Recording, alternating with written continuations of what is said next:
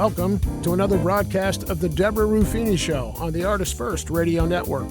All past shows are archived. You can find them at artistfirst.com.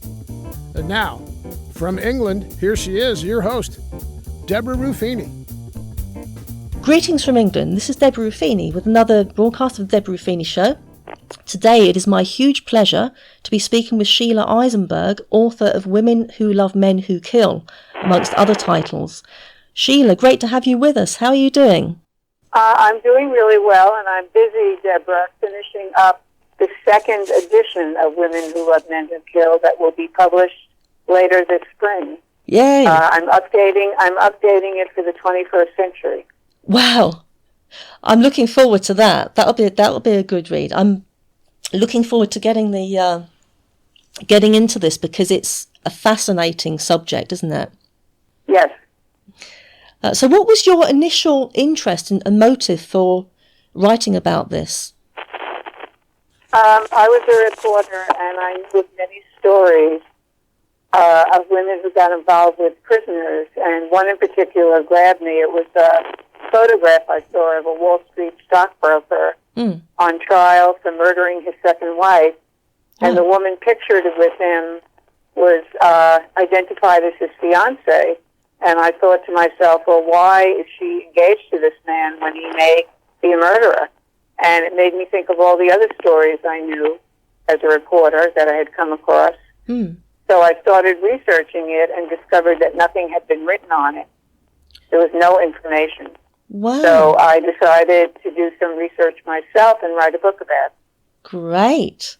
And it's, yeah, as you say, it's a unique topic, isn't it, to write about, and it's something that is a fascination, I think.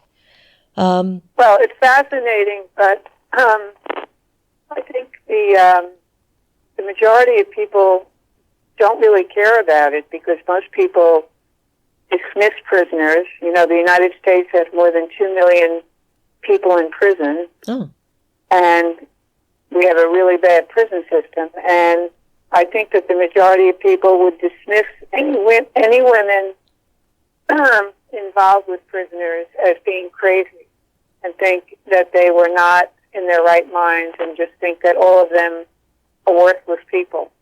So even though it's an interesting topic to you and me, I think to most people it would be, those people, you know, who cares about them, you know? Oh, yeah, that's a shame. Mm-hmm. Because even now, sort of thinking of that, I'm sort of guilty of thinking of them rather than being one of us. Mm-hmm. Right.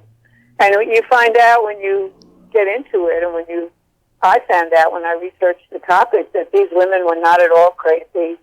They were just women who had, in many ways, were more symptomatic, had suffered lives more symptomatic than other people. For example, here's what I learned. I learned that every single woman I interviewed, and I interviewed about 3 dozen women for the first edition, every one of them had been abused. Oh. Yeah. Crumbs. And some of them were victims of domestic violence. One woman was sexually abused by her father. Every single one had been abused, sexually abused, beaten, or psychologically abused, but they were all victimized by people in their past lives. Oh, how That's sad. what I found out. So they were not crazy, they were basically victimized. And that was, you say that was every single case? Every single one. Wow. And now that I'm interviewing some more women for the second edition, I am finding out the same thing. This is interesting, isn't it? What's the psychology behind that? If you look at statistics for domestic violence in this country anyway, and child sexual abuse, they're unfortunately very high. And, that's the reality of many women's lives. And it's really hard to find a woman who has not been in a relationship where she would come out and say, I had a bad boyfriend. He treated me badly. he was mean. You know, it'll go from that to, I had a bad boyfriend, he beat me. Mm. So what I learned, what I figured out, is that by getting in a relationship with a convicted murderer who was not getting out of prison ever, these women were seeking safe relationships. Now that sounds counterintuitive, but if you think about it, if you're in a relationship with a man behind bars for the rest of his life, he can't hurt you. Oh, right? That's interesting. Yeah. He cannot hurt you. Yeah. All he can do is shower you with love and attention and affection, because men in prison have nothing else to do but pay attention to the women that they're in the relationship with. So it's a beneficial relationship all around. Wow, that's very, that makes sense, doesn't it? Well, it did to me after I did all those interviews. I was really shocked at what I found. Yeah, I bet. And it's in turn, is it kind of a power trip for the prisoner to have this much attention and love, adoration?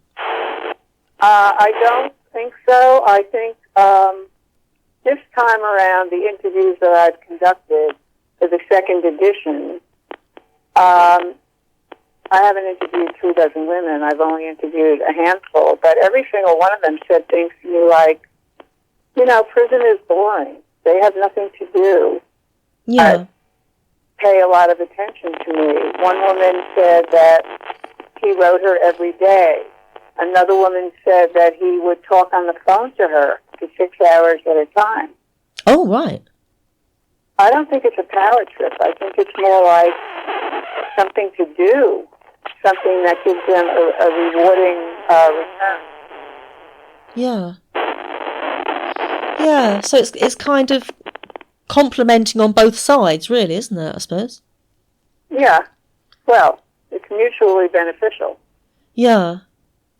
And the women who do write to inmates, do they, I mean, if the fundamental thing they have in common is unfortunately coming from an abusive situation, but do they tend to come from all walks of life regarding, their careers? Yes, absolutely. That's another thing I found, that it crossed all socioeconomic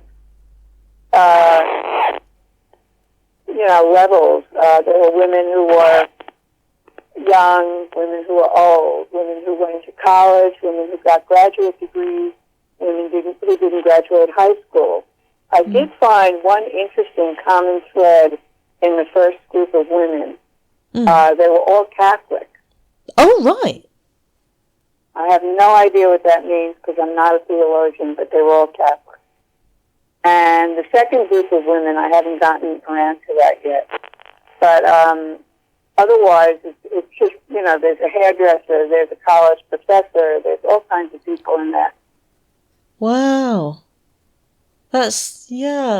Some of the women in the first group were single, some were married with children, and they left their husbands and their children to go live near the prison where the guy was incarcerated. That's real keenness or love. I don't know whether it's is it real love? Is it love or infatuation? Yeah. Well, in the book, the first edition, I write that it's not really love, because if you look up the definition of love in all the psychology books, there are different stages of love, and the first stage of love is very romantic, where, will he call me? Will I see him? That kind of thing. And these relationships are always in that stage, because the prison creates an environment where it's very dangerous and insecure. So the woman never knows for certain if she will get that phone call or see the man or what will happen. So it's a very romantic thing with a capital R.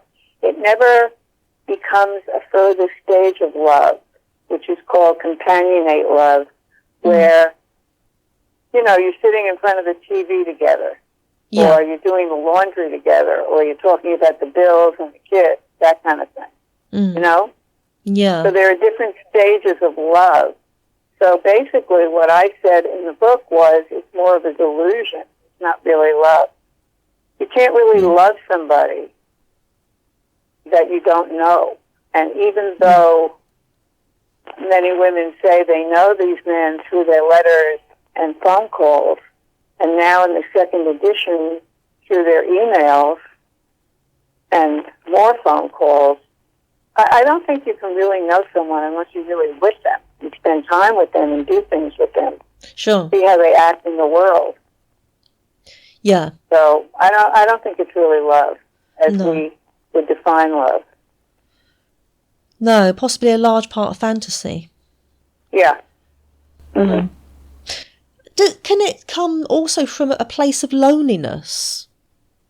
On the part of the women? Oh, definitely, Sorry, yeah. Loneliness or boredom, you know. Is it often, sorry, that just came into my head, is it often a matter of having like a fascination with a certain... With what? Sorry, is it often the case of having a fascination with a certain killer, or is it... I'm not catching the word. A fascination with what? Oh, sorry. With an inmate, a particular inmate, or can it just be the whole rush of the fact that it is a killer? What I'm talking about in the second edition is also celebrity killers. All right. That's a whole different kind of thing. That's the notorious murderer. They used to be the serial killer, now it's the mass murderer. And you read about him in the newspaper, you see him on television, you see him in the news, you see recreations of his crime. You feel like you get to know him. And these celebrity killer fans are usually young girls. And that's a whole different phenomenon. Oh.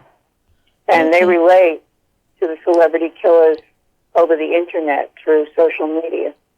So I'm writing about that in the new book, in the new edition. Oh, that's interesting. I was watching a film about Ted Bundy, and he had a massive following, didn't he? Yes. And he did. He seemed Still does. He seemed to enjoy that. Is there a part of the women that feel that they can come to the rescue and save the men? I never found that. I mean, that's a theory that's been put forth in the past, but I don't feel that. I didn't find any women who wanted to save men. I found women who wanted to save themselves, basically. Right. Yeah. Oh my goodness, it's and how about justifying the behaviour? Is it often a matter of he didn't mean to do it, or he was in a bad place? Yes. Yes.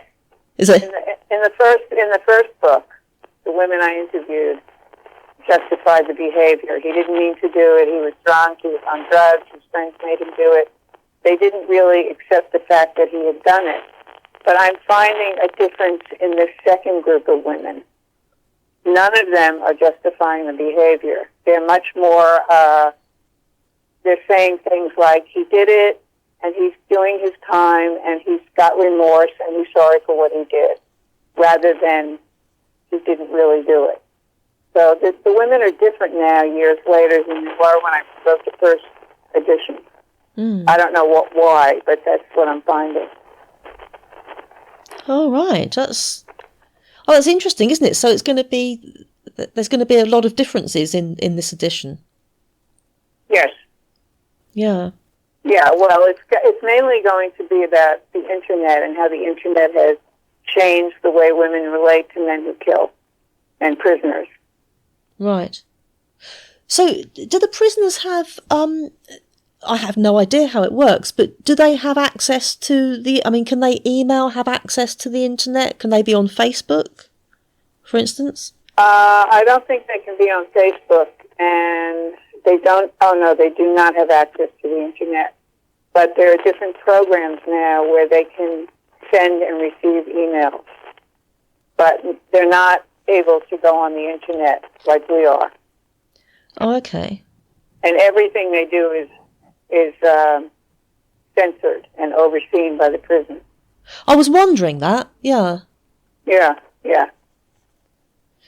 Which I assume is the same as sort of snail mail,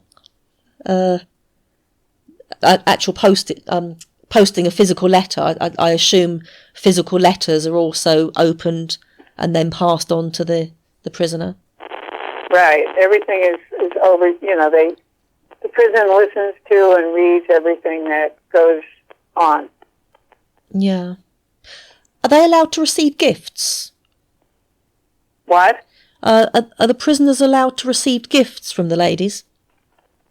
I think every prison has different rules, and I don't know what each prison's rules are.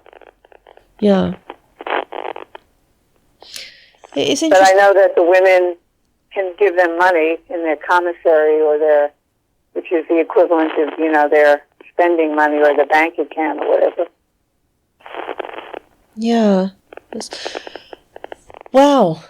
It's fascinating stuff. So, I mean, money is the gift that they want, not new socks or anything, you know. oh, okay. Yeah. Anyway, did you have any more questions? No, I think that's about it. Thank you, Sheila. I'm just like, you know, you're a busy woman, obviously cracking on with the new edition, which I'm so looking forward to reading. And, you know, really... Yeah, it's going to have the same title. It will just say second edition. And it will be out, published by Diversion Books, probably, I want to say, May or June. Great. That's wonderful. We look forward to that. And there'll be a link to your website, if that's okay, on the homepage of the show. Would that be okay? It's been Yes, I would appreciate that. Oh, that's good. Thank you so much for your time, Sheila. Really, really appreciate this. And it's been... You're very welcome. And I look forward to hearing the interview. Yeah, absolutely. That would... thank you so much. We'll send that to you. Take care, Deborah. Take care, Sheila. Be well. God bless you. Bye-bye. Thank you. Bye-bye. It was great to speak to Sheila there and giving us so much of her time. She's a very, very busy lady at the moment and working on a book must be very time consuming. So hopefully we'll be able to read that very soon, come May. I think she mentioned May. And so to the audience at home, thank you for tuning in, as always. And until next time, much love and God bless.